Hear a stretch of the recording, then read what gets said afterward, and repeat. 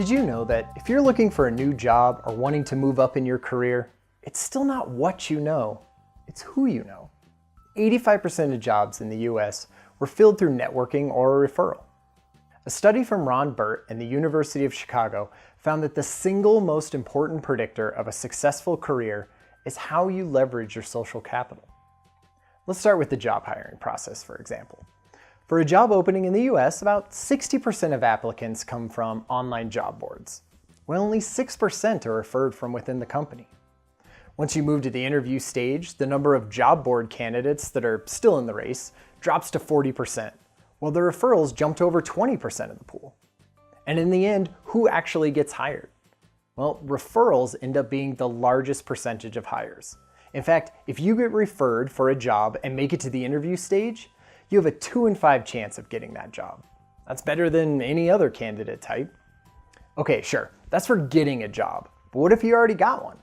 Well, professionals who leverage their networks are rated in the top 20% of high performers, and they're viewed by their peers as more influential, and actually earn 15 to 25% more over their careers than people who don't rely on their networks. So what makes a network effective? Your first guess might be size, right? The bigger, the better. Well, there are 3 main factors that make up an effective network, and none of them have to do with size. The first thing is diversity. Does your network include people from a variety of positions, functions, locations? What about ages or races? A diverse network helps you connect with people who hold different views and opinions than you do, and that's important. These relationships allow you to see problems and opportunities from lots of different perspectives. The second is openness. Does everyone in your network already know each other? A closed network like that can lead to groupthink, and the insular nature reduces your overall influence. An open network, on the other hand, increases the amount of new information you hear and lets you become the bridge that connects people together. And finally, there's depth. Deep relationships foster trust between people and are built on reciprocity and frequent interactions. Only deep connections can give you a reliable source for advice or unique information and are key to effectively leveraging your network when you need it. We conducted our own study of network effectiveness by surveying 500 out of the nearly 15,000 people who participated in our online networking diagnostic, and here's some of our findings.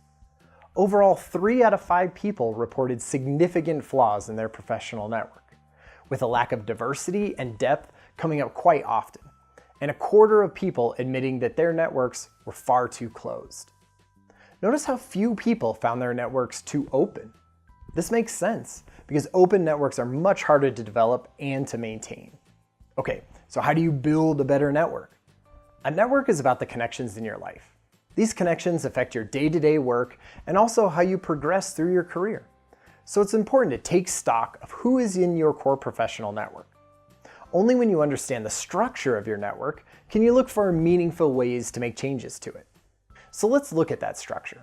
Network connections come in 3 major categories, and each one offers different but valuable benefits to your present network as well as for your future one.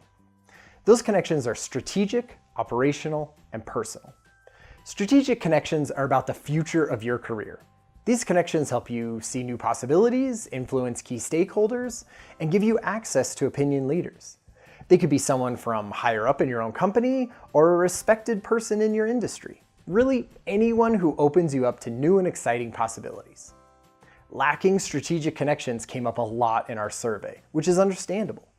These can be tough connections to seek out and maintain, but worth the effort because they give you insight into future priorities and help gain stakeholder support for your projects.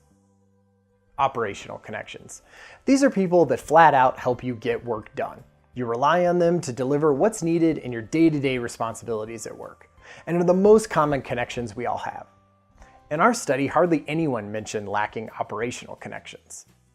They are convenient and ubiquitous. Just make sure that they're not all you have.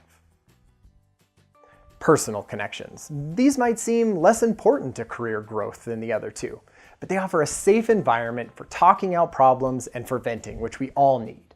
And they can also be important for referrals and even coaching and mentoring. So how can you improve your professional network right now? There are two proven and simple steps that anyone can take to create a more effective network. The first one is to cross a new boundary. Reach out to an individual or group that is outside your normal circle of influence. This could be connections across functions, levels in the company, geographically, really anywhere that helps you meet new people or learn about new information sooner. The other thing you can do is make an introduction. Becoming a bridge between two people is a simple but powerful way to expand your influence and strengthen your connections. Being able to see compatibility across functions or personalities is also a skill worth developing.